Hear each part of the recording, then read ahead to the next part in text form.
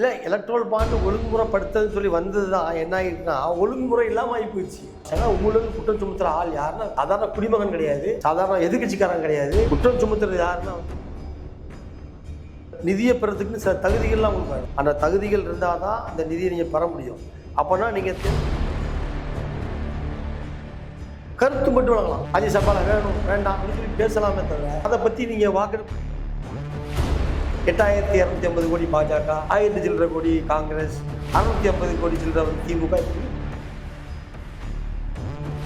ஒரு குறிப்பிட்ட நிறுவனம் 3-4 தப்பு பண்ணுது. பொதுமக்களுக்கு தரமான பொருளை தரல, தரமான சேவையை பண்ணல. ஆனால் அந்த நிறுவனத்துக்கு எல்லாம்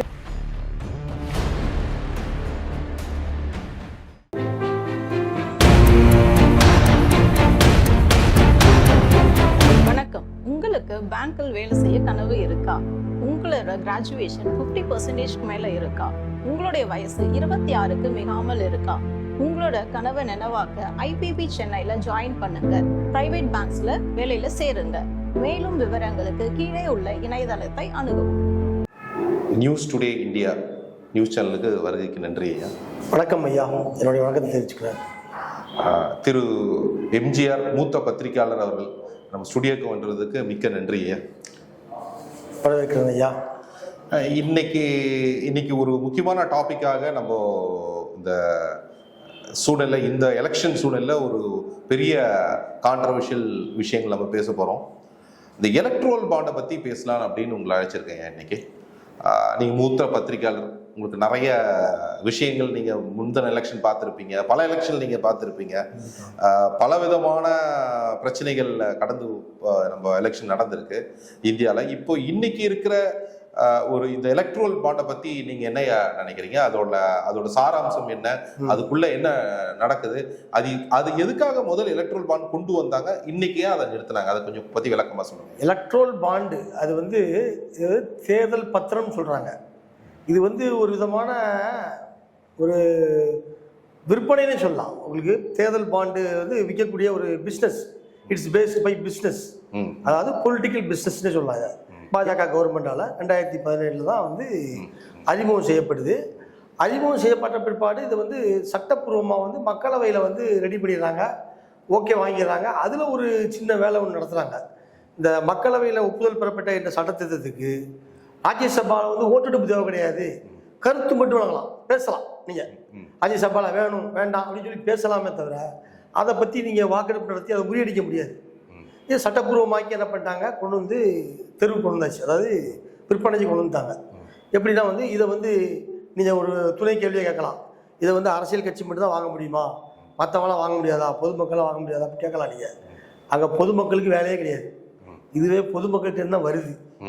எப்படின்னா நிறுவனங்கள், முக்கியமான நிறுவனங்கள், நீங்கள் இப்போ ஒரு சாதாரண கட்சிகள் ஒரு திருவிழா நடக்கும், ஒரு கட்சி கூட்டம் நடக்கும், இதுக்கு நிதி பெறுவதற்கு எடுப்பாங்கன்னா சாதாரண ஒரு ஒரு அடிச்சுட்டு வச்சுருப்பாங்க. இந்த மாதிரி வாங்க சார், நம்ம கட்சியில் மீட்டிங் நடத்தினேன் சார், கொடுங்க அப்படின்னு எழுதி வாங்கிட்டு போவாங்க. ஒரு துண்டு சீட் நமக்கு தருவாங்க.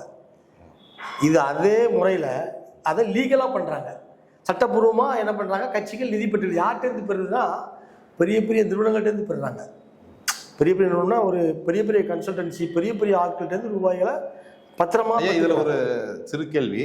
இப்போ நம்ம இந்த நிதி இருந்தா மட்டும் தானே ஒரு அரசியல் அந்த அரசியல் கட்சி இயங்க முடியும். இப்போ இதுல எப்படி நீங்க தப்புன்னு இதை எப்படி சொல்ல முடியும்? ஏன்னா இப்போ ஒரு கட்சிக்குன்னு ஒரு பிசினஸ் பண்றது கிடையாது, எந்த கட்சியும் இந்தியாவில பிசினஸ் கிடையாது. அதுக்குன்னு ஒரு நிதி வேணும். அந்த நிதி அந்த காலகாலமா மக்களோட நிதியை தான் இந்த அரசியல் கட்சிகள் பயன்படுத்திட்டு இருந்தாங்க.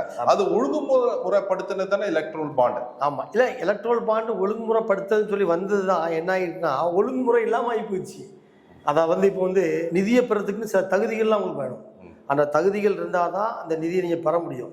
அப்போனா நீங்கள் தேர்தல் ஆணையத்தில் கட்சியை பதிவு பண்ணிருக்கணும். 2 நீங்கள் கட்சி நடத்தப்பட்டிருக்கணும். எத்தனை ஆண்டு கட்சி நடத்தப்பட்டிருக்கு அவங்களுக்கு தான் அந்த நிதி தருவாங்க. எல்லா கட்சிக்கும் தர மாட்டாங்க. இதில் முன்னால் இருக்கிறது பாஜகன்னு சொல்கிறாங்க. அவங்க பெரிய கட்சின்னு கிடையாது, அவங்க ஆட்சியில் கொண்டு வந்துருக்காங்க.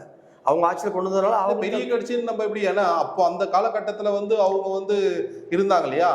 இல்லை, இப்போ 2017 இந்த தேர்தல் பத்திரத்தை அறிமுகம் பண்ணதே பாஜக தான். அதனால் பெரிய கட்சி நீங்கள் சொல்ல முடியாது வந்து. ஏன்னா வந்து ஒரு குடும்பத்தில் வந்து இப்போ வந்து இந்த நாட்டை ஆளக்கூடிய கட்சி வந்து பாஜக. குடும்ப தந்தை அவர் தான். தந்தை தான் முதல்ல கொண்டு வராரு இந்த திட்டத்தை. அப்புறம் தான் மனைவிக்கெல்லாம் அந்த இதை கொடுக்குறாரு. அதாவது கூட்டணி கட்சிகள் கிடையாது, கூட்டணி கட்சி மட்டும் இல்லாமல் மற்ற கட்சிகளும். இப்போ உதாரணத்துக்கு எதிரில் இருக்கிற திமுக ஏன் வாங்கிச்சின்னு ஒரு கேள்வி வருது அவங்களுக்கு. திமுக வந்து எதிரணியில் இருக்குது, அவங்களும் தேர்தல் பத்திரம் வாங்கியிருக்காங்க. இல்லை, இது சட்ட ஒழுங்குபடுத்துறதுனால இது ஒரு முறை அப்படின்போது இப்போ நீங்க ஒரு நிதி வாங்கணும் அப்படின்னா இப்படிதான் வாங்கணும் அப்படின்னு ஒரு சட்டம் விதிக்கப்பட்டிருக்கு. ஆமா, அந்த பார்லிமெண்ட்ல சட்டமா இருக்கும். அந்த சட்டம் வந்து நம்ம எல்லாரும் சட்டத்துக்கு கட்டுப்படுத்து தானே இந்திய ஜனநாயகம். இதை என்ன சொல்றாங்கன்னா, எதிர்கட்சிகள் குற்றம் சுமத்துறாங்கன்னா தேர்தல் பத்திரம் வந்து பாஜக வந்து அதிகமா பெற்றிருக்குன்னு சொல்றது மட்டும் இல்லாம பாஜக அதுல ஊழல் பண்ணுதுன்னு சொல்றாங்க. ஊழல் வரும்போது எல்லா கட்சியுமே உள்ள வந்துருது. ஊழல்னு வரும்பொழுது இந்த கட்சி இந்த தேர்தல் பத்திரத்தால் ஊழல் வரும்பொழுது எல்லா கட்சியுமே வாங்கியிருக்காங்க, ஒரு கட்சி மட்டும் வாங்கலை. அவங்க 8000 சில்லரை கோடிக்கு வாங்கியிருக்காங்க, அதாவது நிறுவனங்கள்ட்ட இருந்து. அந்த நிறுவனங்கள்ட்ட வாங்கியிருக்காங்களே, இது வேற தனி கதை இருக்குது எப்படி வாங்கினாங்கன்னு சொல்லிட்டு. இப்போ அவங்க என்ன பண்ணுறாங்கன்னா, சட்டம் ஏற்றியாச்சு, இப்போ இந்த நிதியை பெறது எப்படி அப்படின்னு யோசிக்கிறாங்க. உடனே யோசிச்சு என்ன பண்ணுறாங்க, முக்கியமான கம்பெனி கதை தட்டுறாங்க. அவன்கிட்ட வந்து மறைமுகமாக என்ன நீங்கள் பத்திரம் வாங்கலையா, வாங்குறீங்களாம் கேட்குறாங்க. அவங்க என்ன பண்ணுறாங்க, நாங்கள் வாங்க மாட்டோம் சார், நஷ்டத்தை இருக்கோம். அப்படியா, நாளைக்கு வந்து டைம் உங்களுக்கு. அப்படி என்ன பண்ணுறாங்க, ஐடி அனுப்பிச்சுட்றாங்க, இடி அனுப்பிச்சுட்றாங்க, சிபிஐ விசாரணை பண்ணுறாங்க. பண்ணோன்னு அவங்க என்ன பண்ணுறாங்க, பயந்து போயிட்டு என்ன பண்ணுறாங்க, முறைகேடெலாம் பண்ணியிருப்பாங்க சில கம்பெனிக்காரங்க. அவங்க என்ன பண்ணுறாங்க, அந்த சோதனை நடந்தவுடனே ஒரு அமௌண்ட்டை கொடுத்துட்றாங்க. அப்போ அங்கே சோதனை நிறுத்தப்பட்டுருது இமீடியட்டாக.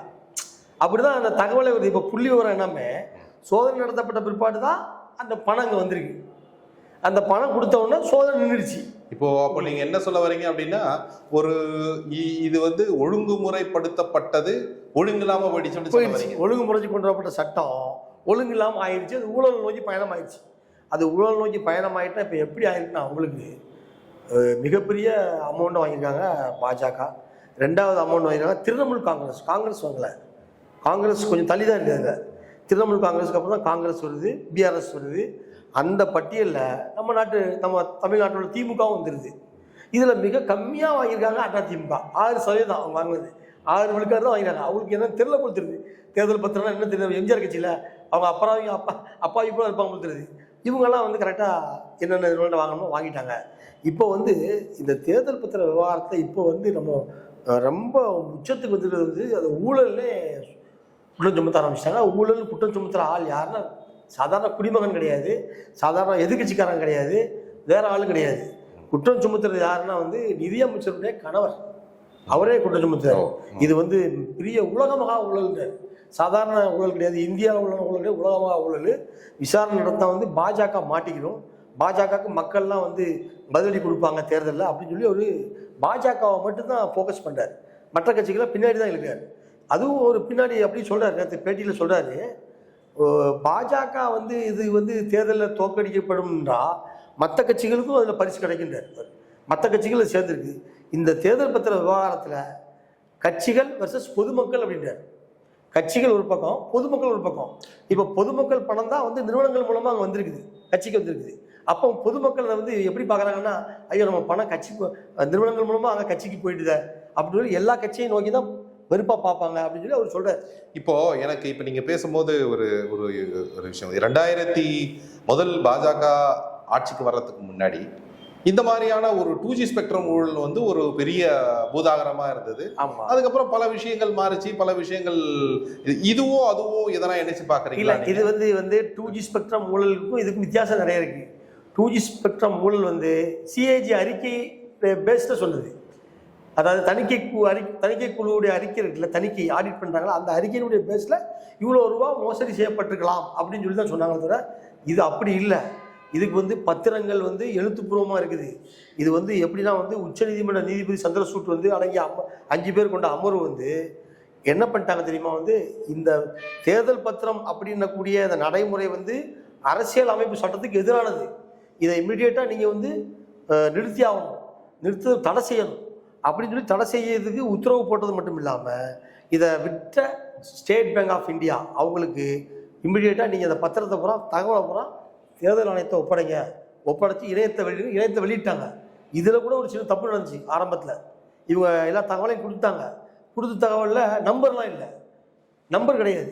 தேர்தல் பத்திர தகவலை கொடுத்தாங்க. பாஜக நம்பரோ காங்கிரஸ் நம்பரோ யார் எங்கே வாங்கினாங்கன்ற அவங்க தேர்தல் ஆணையத்துக்கு எஸ்பிஐக்கு போட்ட உத்தரவு தெளிவான உத்தரவு. அது உச்சநீதிமன்றம். நீங்கள் வந்து இந்த தேர்தல் பத்திரத்துடைய பெற்றவர் வாங்கியவர் விவரங்களும் அது தொடர்பான எண்களும் கொடுத்தே ஆகணும்னு சொல்லியிருக்காங்க. ஆனால் இவங்க முதல்ல எண்கள் தரல. அதுக்கு ஒரு குட்டு வச்சிச்சு கோர்ட் வந்து திருப்பி எஸ்பிஐக்கு. ஏங்க நாங்கள் ஒரு வாரம் கிடையாது, ஒரு நாள் தான் கெடு, அந்த ஒரு நாளுக்குள்ள விவரத்தை தரணுட்டாங்க. அப்புறம் விவரத்தை கொடுத்தாங்க, விவரத்தை வெளியிட்டாங்க. இந்த விவரத்தெலாம் வெளியிட்ட பிற்பாடு தான் யார் யார் எவ்வளோ வாங்கினாங்கன்ற விவரம் வந்து 8250 கோடி பாஜக, 1000 சில்லரை கோடி திரிணாமுல் காங்கிரஸ், 1000 சில்லரை கோடி காங்கிரஸ், 650 கோடி சில்லரை வந்து திமுக, இப்படி சொல்லி புள்ளி விவரம்லாம் வந்துருச்சு. இந்த புள்ளி விவரம் அப்போ எல்லாருமே இந்த கட்சிகள் எல்லாருமே வந்து இப்போ உச்சநீதிமன்றம் இது ஒரு இந்த ஊழல் நீங்கள் சொன்னீங்க 2G ஸ்பெக்ட்ரம் ஊழல் வந்து ஒரு மாயைன்னு சொல்கிறாங்க திமுக காரங்க.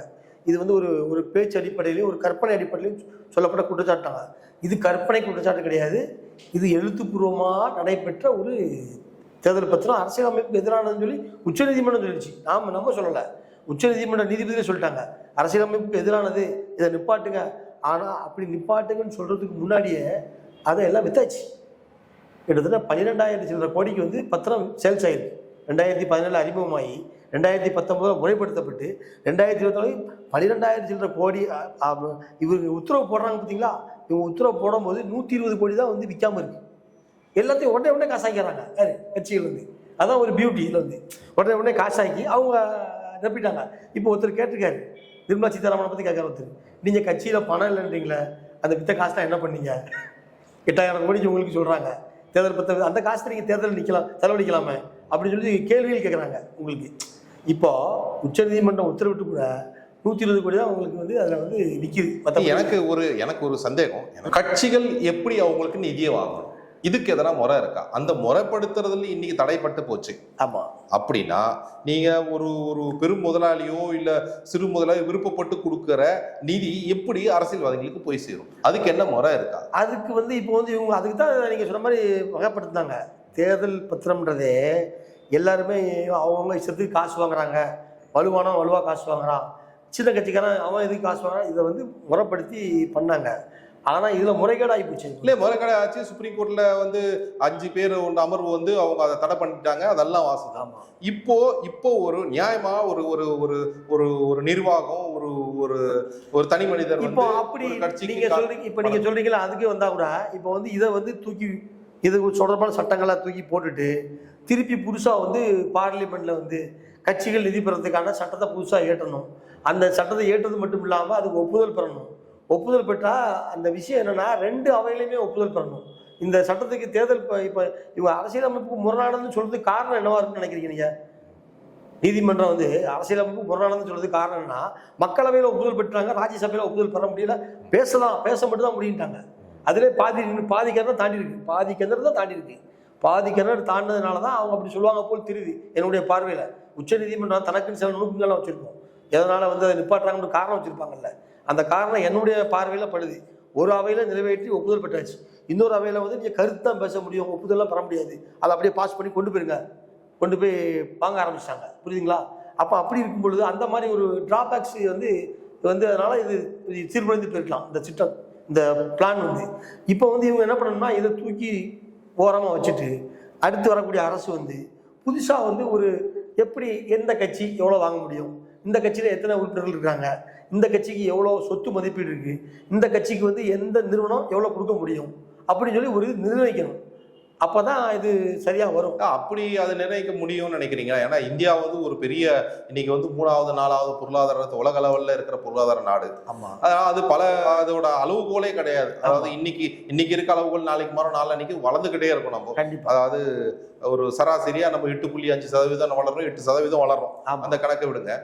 ஆனா இந்த சதவீதம் வளரும் போது எவ்வளவு பணம் இவ்வளவுதான் கொடுக்கணும், இவ்வளவுதான் கொடுக்க கூடாது அப்படின்னு ஒரு கணக்கு எப்படி வர முடியும்? இல்ல, வரவே முடியாது. அந்த கணக்கு வர முடியும்னா இப்ப நான் சொல்றேன் பாருங்க. இப்போ அதுக்கு ஒரு விளக்கம் நான் உங்களுக்கு கொடுத்துறது, விளக்கம் நல்லா கொடுத்து. என்ன விளக்கம்னா, இப்போ அவங்க பண்ணியிருக்காங்க தெரியுமா, இதுல கொடுத்த கம்பெனிகள் லிஸ்ட் பார்த்தீங்களா, அந்த கம்பெனி லிஸ்ட் படிச்சு பார்த்தீங்கன்னா மேக்சிமம் கம்பெனிஸ் இந்தியாவில் உள்ள கம்பெனிகள், கார்பரேட் நிறுவனங்கள் அதிகமான சதவீதத்தை வந்து பாஜக மட்டும் தான் கொடுத்துருக்காங்க அந்த பட்டியல் போட்டதில். இப்போ ஒரு நிறுவனம், ஒரு XRY ஒரு நிறுவனம், இந்த நிறுவனத்துக்கு 100 விழுக்காடு கொடுக்கப்பட்டதுல 100 விழுக்காடு பணம் கொடுக்கப்பட்டதுல பாஜகவுக்கு மட்டும்தான் 60 விழுக்காடு போயிருக்கு. மற்ற கட்சிகளுக்கு 20, 10 இப்படிதான் போயிருக்கு. அது வந்து இப்போ அதில் வேறுபாடு ஏற்பட்டுருக்கு உங்களுக்கு. வேறுபாடு இப்போ வந்து நீங்கள் சொன்ன மாதிரி காங்கிரஸ் பழமை வாய்ந்த கட்சி, காங்கிரஸில் ஏகப்பட்ட உறுப்பினர்கள் இருக்காங்க, காங்கிரஸில் ஏகப்பட்ட ப்ராப்பர்ட்டி இருக்கு. இப்போ அவங்களுக்கு வந்து 60% தரலாமே, ஏன் பாஜகவுக்கு அதுக்கு பின்னால் தான் கட்சி கொடுத்தாங்க? ஒரே ஒரே ஒரே அப்படி சொல்லப்போனா அதிகமான எம்பி வச்சிருக்கிறது அவங்க தானே. இல்ல, அதிகமான எம்பியை வச்சாலே வந்து அது முடிவு பண்ண கூடாதுன்றது என்னுடைய கருத்தா இருக்கு. எந்த கட்சி எப்போ தொடங்கப்பட்டது, அந்த கட்சிக்கான சொத்து எவ்வளோ இருக்குது, அந்த கட்சிக்கான தொண்டர்கள் எவ்வளோ பேர் இருக்காங்க, உறுப்பினர்கள் எவ்வளோ பேர் இருக்காங்க, அப்போ அந்த கட்சிக்கு எந்த நிறுவனம் எவ்வளோ வழங்க முடியும். இப்போ ஒரு ஒரு ஒரு நிறுவனம் எக்ஸ் ஒரு நிறுவனம் வந்து காசு தரப்போறாங்க, நாங்கள் எங்கள் 100% விழுக்காட்டில் வந்து ஒரு பட்டியல் போட்டிருக்கோம் சார், இதில் எந்த கட்சி பெரிய கட்சியோ அந்த கட்சிக்கு இவ்வளோ கொடுப்போம், அதுக்கு அடுத்த கட்சிக்கு இவ்வளோ கொடுப்போம் அப்படின்னு சொல்லி ஒரு வரைமுறையை கொண்டு வரணும்.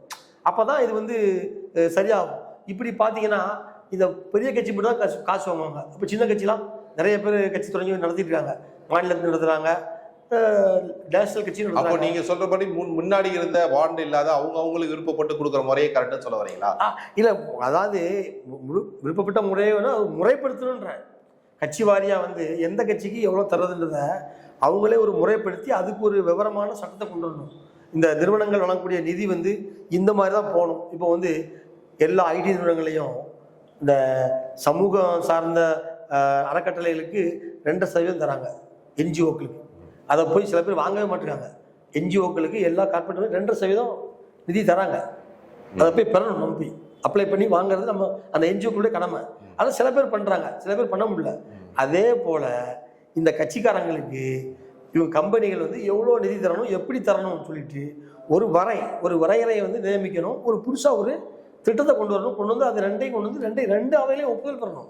ஒப்புதல் பெற்றால் தான் அது வந்து சட்ட வடிவமாக இருந்து இடையூறு இல்லாமல் அது வந்து இவங்க நிதி பெற முடியும், நிதி தரவும் முடியும். இல்லாட்டா இப்படி தான் குழப்பம் வரும். இவங்க அவங்கள சொல்லுவாங்க, அப்புறமா ஒட்டுமொத்தமாக கட்சிக்காரன் காசு எடுத்துக்கிறாங்க.